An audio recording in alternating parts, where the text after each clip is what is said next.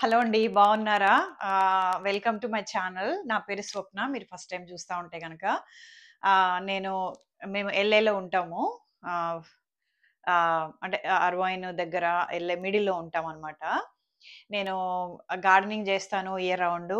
ఇంకా ఇన్వెస్ట్‌మెంట్ గురించి కూడా మాట్లాడతాననమాట. మీకు ఇంట్రెస్ట్ ఉండి ఈ టాపిక్స్ హెల్ప్ అవుతాయనుకుంటే తప్పకుండా ఛానల్ సబ్స్క్రైబ్ చేసుకోండి.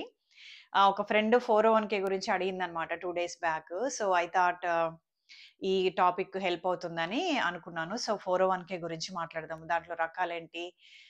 బెనిఫిట్ ఏంటి? ఏ ఏ అంటే ఎంత ఏజ్‌లో తీసుకోవాలి? పెనాల్టీస్ ఎట్లుంటాయి? ఇవన్నిటి గురించి మాట్లాడదాం ఈరోజు. టాపిక్ వచ్చి 401(k) అనమాట. సో, 401(k) దీంట్లో 2 రకాలుంటాయన్నమాట.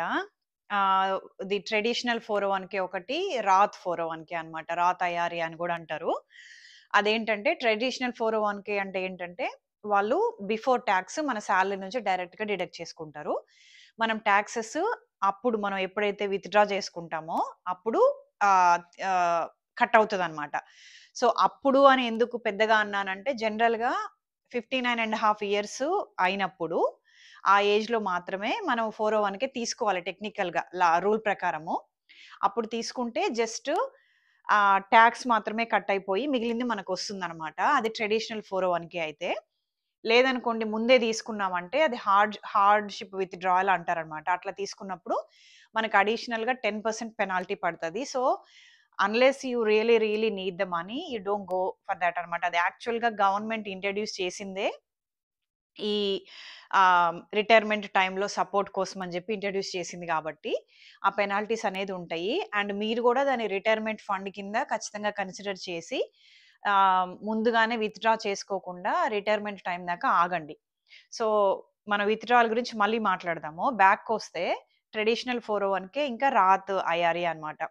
ట్రెడిషనల్ అంటే ఆల్రెడీ డిస్కస్ చేసాము. మనము ముందు టాక్స్ కన్నా ముందనమాట మన బేస్ సాలరీ ఉంటది గదా! దాంట్లో నుంచి డిడక్ట్ చేస్తాడు. ప్రతి పే చెక్‌కి చేస్తాడనమాట. మీరు వీక్లీ అనుకోండి. ఎవ్రీ 2 వీక్స్‌కి కొంతమందికి వీక్లీ సాలరీ ఉంటది. దాంట్లో వీక్లీ అన్నమాట. ప్రతి పే చెక్‌లోను కట్ చేస్తాడు. ఒక్కొక్కసారి I think extra pay check వచ్చినప్పుడు దాంట్లో కట్ చేయడనుకుంటా. నేను లుకప్ చేస్తాను దాని గురించి. But expect that you lose the money అంటే you get a salary pay చెక్‌లో నుంచి ప్రతి పే చెక్ నుంచి అది ఎళ్ళిపోతుందనేదైతే మనం ఎక్స్‌పెక్ట్ చేసుకుంటే బెటర్ అనమాట. అండ్ రాత్ ఐఆర్ఏ అంటే ఏందంటే, సాలరీ అంటే టాక్స్ తర్వాత. ఇప్పుడు మనకేదైతే మొత్తం డిడక్ట్ అయిపోయి టాక్సెస్ డిడక్షన్స్ అన్నీ పోయిన తర్వాత, మిగిలిన మనీ పే చెక్‌లో ఉంటది గదా! ఆ కాలిక్యులేషన్స్ అంతా అయిపోయిన తర్వాత యాక్చువల్‌గా మనకి ఔట్ ఆఫ్ పాకెట్ అంటే మనకి పాకెట్‌లోకొచ్చే మనీ నుంచి తీసుకుంటాడనమాట. అంటే ఏంటి మనము ముందుగానే టాక్సెస్ అతనికి పే చేసేస్తున్నాం. గవర్నమెంట్‌కి పే చేసేస్తున్నాము. ఆ మనీ. దాంట్లో ఉన్న బెనిఫిట్ ఏందంటే మనము తర్వాత రిటైర్మెంట్ టైమ్‌లో మనము విత్‌డ్రా చేసుకుంటాం గదా! అప్పుడు టాక్సెస్ కట్టక్కర్లేదనమాట. దాని మీద వచ్చే గెయిన్స్ అవన్నీ గూడా మనకుండిపోతాయి. కాబట్టి ఆహ్, అంటే ఎక్కువ మందని గాదు. ఇది ఏందంటే ఇది ఎక్కువ మనీ మనం ఆల్రెడీ టాక్సెస్ పే చేసింది గాబట్టి కొంతమంది రాత్ ఐఆర్ఏ బెటర్ అని అంటారు. బట్ దాంట్లో మళ్ళీ లిమిట్ ఉంటదనమాట. 401(k)కే లిమిట్ ఉంటది. మీరు నాకు అవసరం లేదు గాబట్టి నేను 90% ఆఫ్ మై సాలరీని నేను 401(k)లో యేసుకుంటాను అంటే కుదరదనమాట. ఇయర్‌లీ ఇంత లిమిట్ ఆఫ్ ద సాలరీ మాత్రమే యేసుకోవాలి. Yearly limit. ఆ లిమిట్ లోపల తక్కువేసుకోవచ్చు, ఎక్కువేసుకోవచ్చు. ఈవెన్ రాత్‌కి గూడా స్పెసిఫిక్ అమౌంట్ దాంట్లో ఇంకా కొంచెం తక్కువుంటదనమాట. రాత్‌లో ఇంత అమౌంట్ మాత్రమే మీరు వెయ్యాలి పర్ ఇయర్ అని లిమిట్ ఉంటది. సో, ఆ లిమిట్‌లో మీరేసుకోవచ్చనమాట. ఇంగా అడిషనల్ మనీ 401(k)లో మనకి వచ్చే ఛాన్సెస్ ఉంటాయి. ఎట్లా అంటే అది మన కంపెనీ నుంచి వచ్చే కాంట్రిబ్యూషన్ అనమాట. సో, గా majority of the organisations 401(k) match అనేవి ఇస్తాయన్నమాట. మన ఎంప్లాయీస్‌ని కొంచెం అట్రాక్ట్ చేయడానికి. అదేంటంటే ఆహ్, మీరు 6% ఎయండి. అంటే వాళ్ళకింతని ఉంటదనమాట. ఓకే. 3%, 4%, 6, 7 కొంతమంది ఫిక్స్ పెడతారు. కొంతమంది ఏజ్‌ని బట్టి 1% అట్లా పెంచుకుంటూ పోతారనమాట కొన్ని కంపెనీస్. సో, మీరు 40స్‌లో ఉన్నప్పుడు 5 ఇస్తాను. 45 అయినప్పుడు 6, 50కొచ్చినప్పుడు 7 సో, అట్లా ఒక కట్ ఆఫ్ ఉంటది. 8%, 9% లేదా 10% కూడా ఇస్తారు కొంతమంది. అట్లా పెడతాడనమాట. సో, అట్లా గూడా ఉంటది. సో, ఎప్పుడైనా సరే మీరు ఇంత కాంట్రిబ్యూట్ చేస్తేనే ఫర్ ఎగ్జాంపుల్ మీరు 6% ఏస్తేనే వాళ్ళ కాంట్రిబ్యూషన్ 100% ఇస్తామని ఎంప్లాయర్స్ చెప్తే గనక, ఆ 6% అనేది తప్పకుండా మీరు వేయండి. అంటే you don't want loose the money thought the employer is contributing అనమాట. అదెప్పుడు మిస్ చేసుకోవద్దు. ఎందుకంటే అది ఫ్రీ మనీ మనకి బేసిక్‌గా. So, we don't want to miss that. కాబట్టి అది మీరు 6% అయినా, 7% అయినా జనరల్‌గా అయితే మోస్ట్‌లీ 6% వరకు ఉంటదనమాట. అంతకన్నా ఎక్కువ వాళ్ళు డిమాండ్ చేయరు. 6% మీరేస్తే గనక మేమేసే 100% మీకేస్తాము. అది 6 కావచ్చు, 7, 10 ఎంతైనా వాళ్ళేసేది మొత్తం ఏస్తామని చెప్తారు. సో, తప్పకుండా ఎంప్లాయర్ కాంట్రిబ్యూట్ చేసే ఆ పర్సెంటేజ్ మొత్తము తెచ్చుకోవడానికి మీరెంత వేయాలని రూల్ ఉందో అంత వేయండి తప్పకుండా. అప్పుడు మీకు మీరేసే మనీ ఉంటుంది. ఎంప్లాయర్ ఏసే మనీ ఉంటుంది. సో, ఎంప్లాయర్ ఏసేదైతే ఖచ్చితంగా బిఫోర్ టాక్సే ఉంటది. వాళ్ళు రాత్ వెయ్యరు. ఓన్లీ ట్రెడిషనల్ 401 మాత్రమే వేస్తారు. మనం యేసుకునేది ఐదర్ ట్రెడిషనల్ యేసుకోవచ్చు, రాత్ యేసుకోవచ్చు. కానీ ఏదైనా గానీ ఆ పర్సెంటేజు ఏది ఎంప్లాయర్ చెప్తాడో మీ కాంట్రిబ్యూషన్ ఇంతుంటేనే నేను యేసేది మొత్తం యేస్తానని అంటాడో, ఆ పర్సెంటేజ్ మాత్రం తప్పకుండా ఎయ్యండి. ఇక ఇంక్లూడింగ్ ట్రెడిషనల్ ప్లస్ రాత్ కలిపి మీరంత పర్సెంట్ వేస్తేనే ఎంప్లాయర్ ఫుల్ కాంట్రిబ్యూషన్ అనేది వేస్తాడనమాట. ఈ పాయింట్ తప్పకుండా గుర్తుపెట్టుకోండి. ఫస్ట్ మీరు జాబ్ జాయిన్ అయ్యేటప్పుడే వాడు 401 ఎంతేస్తున్నాడు అనే పాయింట్‌ని ఖచ్చితంగా మీరు అడగండి. Because that makes a big difference అన్నమాట. ఫుల్ టైమ్ జాబ్స్ అన్నప్పుడు వాళ్ళేసే 401 కాంట్రిబ్యూషన్ అనేది over the period of time it just ఏమంటారు కాంపౌండ్ అవుతుంది గదా! అది it could be a lot of money. ఇంగా మా జనరేషన్‌లో వాళ్ళైతే మేమింగా 30స్‌లో ఈవెన్ సమ్ పీపుల్ 40స్‌లో వచ్చినోళ్ళు గూడా ఉన్నారు.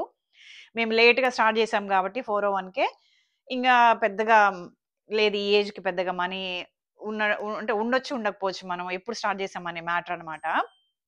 అదే ఇప్పుడు మన మన పిల్లలున్నారు గదా! వాళ్ళు జాబ్ జాయిన్ అయినప్పటి నుంచి వాళ్ళకి 401 ఏంటని చెప్పి నేర్పించి, కాంట్రిబ్యూట్ చేపిస్తే గనక తప్పకుండా it could be millions of dollars by the time they retire అన్నమాట. So, the early you start 401 the better, the more money you will have in 401 అన్నమాట. అది సో, తప్పకుండా మీరు 401 కాంట్రిబ్యూషన్ అనేది మాక్సిమము కంపెనీ కాంట్రిబ్యూషన్ వచ్చేలాగా మీరు చేసుకోండి. తప్పకుండా ఈవెను ఎంప్లాయర్ ఏమి ఎయకుండా అది చిన్న కంపెనీ అయ్యున్నా గూడా మీరది రిటైర్మెంట్ అని అనుకోని వేయండి. ఎందుకంటే ఒకసారి పే చెక్‌లోంచి మనకు అకౌంట్‌లోకొచ్చిందంటే మోస్ట్‌లీ మనం ఖర్చు పెట్టేస్తాము. It is very, very hard to save. 401 డిఫరెంట్‌గా వర్క్ అయిద్దనమాట. ప్రతి ఒక్కళ్ళు రిటైర్మెంట్ గురించి తప్పకుండా ఆలోచించాలండి. ముందులాగా లేదు. అండ్ ఈ జనరేషన్‌లో మనం పిల్లల మీద ఫైనాన్షియల్‌గా డిపెండ్ అవ్వాలని అనుకునే వాళ్ళ నంబర్ గూడా తగ్గుతుంది. అదే మంచిది గూడా. మనం నేర్చుకోవాలి. So, when you are in Rome be a Roman అన్నట్టు. ఇప్పుడు ఇక్కడ ఎట్లుంటారు వీళ్ళంతా ఇండివిడ్యుయల్‌గా ఉంటారు. సో, పిల్లలకి మన మెంటాలిటీ ఎట్లుంటది? ఎంతసేపు సంపాదించాలి, సంపాదించిన ప్రతీదీ పిల్లలకి పెట్టాలి, వాళ్ళ కాలేజీల ఫీజులు కట్టాలి, వాళ్ళకి ఇల్లు కొనియాలి, వాళ్ళకి ఇండిపెండెన్స్ ఇవ్వాలి అని ఉన్నదంతా కట్నానికి, మిగిలిందంతా మగ పిల్లలకి మొత్తం అంతా ఇచ్చేసి ఎంప్టీ హ్యాండ్స్‌తో కూర్చొని రేపు వాళ్ళు పెడతారు వాళ్ళు పెట్టాలనే సిట్యుయేషన్‌లో ఉండేవాళ్ళు. మన పేరెంట్స్ మా జనరేషన్‌లో ఎంతమందున్నారో నాకు తెలీదు గానీ, బట్ చేంజ్ అవుతుంది. ఇప్పుడు ఇక్కడ వాళ్ళు అట్లా గాదనమాట. వాళ్ళు ఎంత చేయాలో అంతే జేస్తారు.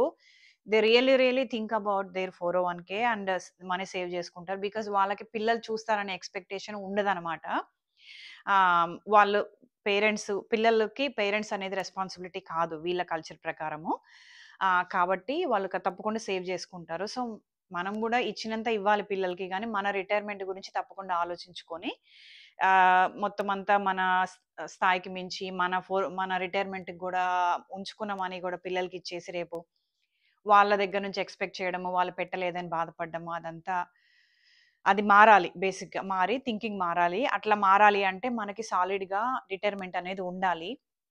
సరే ఇప్పుడు వస్తుందిలే దీన్ని మిగిలించుకుందాంలే, లేదా అక్కడ ఇన్వెస్ట్ చేసాంలే, దాని నుంచి వచ్చేది మనకుంటదిలే అంటే అది గూడా బెటరే గానీ, ఇదనేది మనం కదిలిచ్చకుండా ఇదేంది ఇప్పుడు 15 ½ అయితే గాని మనం తీయలేము. అంత లోపల తీస్తే పెనాల్టీ ఏస్తాడు. 10% పెనాల్టీ ఏస్తాడు గాబట్టి, ఆ భయం ఉంటదనమాట. ఎందుకు మన డబ్బుల్లో 10% ఫైన్ గట్టి మనం తీసుకునేంత అవసరం ఏముంది? అది అంత అత్యవసరమైతే తప్ప మనం ఆ ఆప్షన్‌కి పోము గాబట్టి, తప్పకుండా రిటైర్మెంట్ ఫండ్ అనేది దీని గురించి తప్పకుండా ఆలోచించండి. ప్రతి ఒక్కరు 401కి కాంట్రిబ్యూట్ చేసి ఎంప్లాయర్ దగ్గర నుంచి వాళ్ళేసే కాంట్రిబ్యూషన్ తప్పకుండా తీసుకోండి. ఇంకా చాలా ఉన్నాయి వీటిల్లో 401(k) ఇన్వెస్ట్‌మెంట్ గురించి. ఆహ్, ఎప్పుడు ఎప్పుడు విత్‌డ్రా ఎప్పుడు చేసుకోవాలి? విత్‌డ్రా లేట్‌గా కూడా చేసుకోవచ్చా? మన రిటైర్ అయిపోయిన తర్వాత కూడా 401(k) అట్లే ఉంచేయొచ్చా విత్‌డ్రా చేసుకోకుండా? ఈ టాపిక్స్ మళ్ళీ మాట్లాడదాము. 401(k) గురించి ఏమైనా క్వెషన్స్ ఉంటే గనక అడగండి. ఉంటాను మరి. నెక్స్ట్ వీడియోలో కలుస్తాను. బాయ్.